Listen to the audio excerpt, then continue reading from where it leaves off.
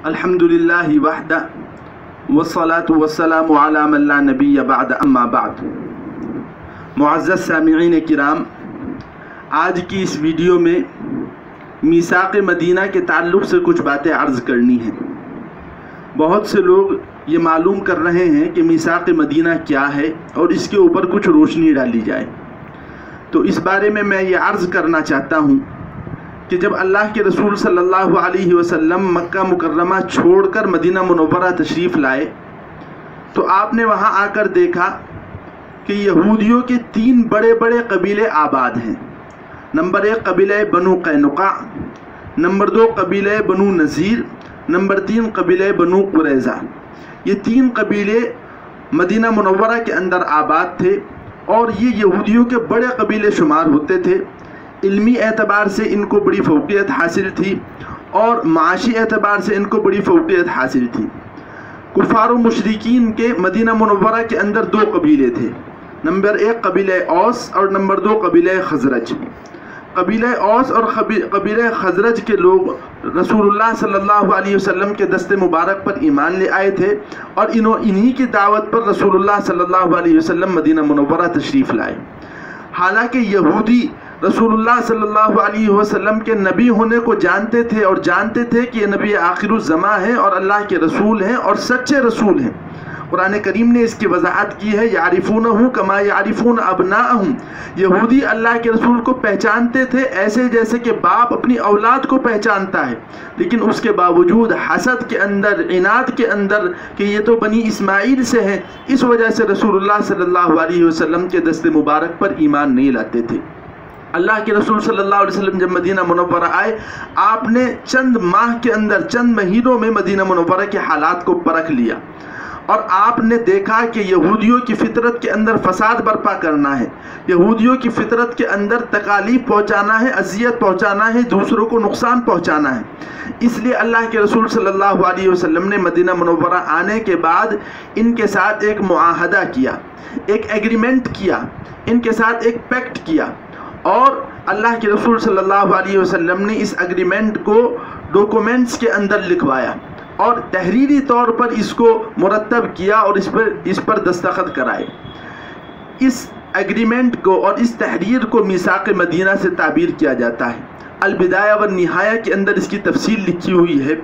اور تفصیل یہ ہے کہ جب اللہ کے رسول صلی اللہ علیہ وسلم مدینہ منورہ تشریف لائے تو آپ نے ایگریمنٹ کیا، اور ایگریمنٹ کے اندر جو شرائط آپ نے لگائے ہیں یقیناً وہ شرائط قابل تقلید ہیں۔ آج دنیا کے جتنے بھی جمہوری ممالک ہیں،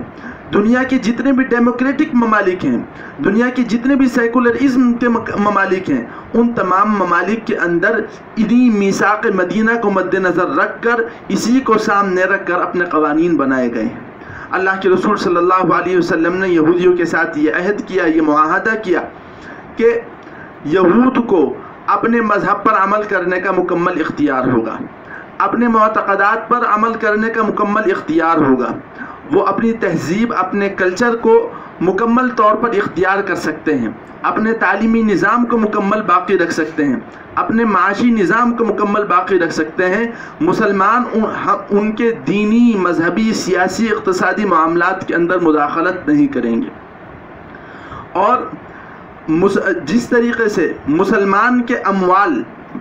کی حفاظت حکومت کی ذمہ داری ہے، اسی طریقے سے یہودیوں کے اموال کی حفاظت کی ذمہ داری بھی حکومت کی ہے۔ جس طریقے سے ایک مسلمان کے مال کو نہیں لوٹا جا سکتا، جس طریقے سے ایک مسلمان کی جائیداد کو نہیں لوٹا جا سکتا، جس طریقے سے ایک مسلمان عورت کی آبرو ریزی نہیں کی جا سکتی، اس کی عزت کو نہیں لوٹا جا سکتا، اسی طریقے سے یہودی کے مال کو بھی نہیں لوٹا جا سکتا، اس کی جائیداد کو نہیں لوٹا جا سکتا، یہودی عورت کی عزت کو نہیں لوٹا جا سکتا، اور حکومت کی ذمہ داری ہے کہ وہ یہودیوں کو مکمل تحفظ فراہم کرے۔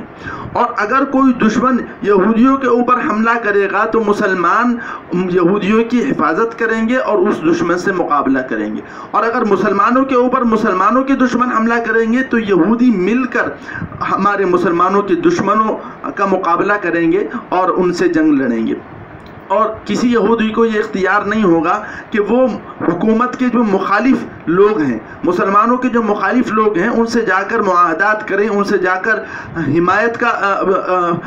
کا اعلان کریں یا ان سے ساٹھ گاٹھ رکھ کے، اس کی مکمل انہیں اجازت نہیں ہوگی۔ یہ اللہ کے رسول صلی اللہ علیہ وسلم نے اس وقت معاہدہ کیا، تحریر لکھی گئی، اس پر دستخط ہوئے، اور علماء نے لکھا ہے کہ یہ دنیا کا پہلا ایسا معاہدہ تھا جس کو آن ریکارڈ کیا گیا اور جس کے ڈاکومنٹس تیار کیے گئے، جس پر دستخط لیے گئے۔ دنیا میں اس سے پہلے کوئی معاہدہ اس طریقے کا نہیں ہوا تھا، اور یہ پہلا ایسا معاہدہ تھا جس کے اندر کسی ایک قوم نے دوسرے قوم کو تمام طریقے کے حقوق دیے۔ آج جمہوری ممالک میں جو حقوق دیے جاتے ہیں، یہ حقوق دینے کا تصور سب سے پہلے میثاق مدینہ سے ہوا ہے۔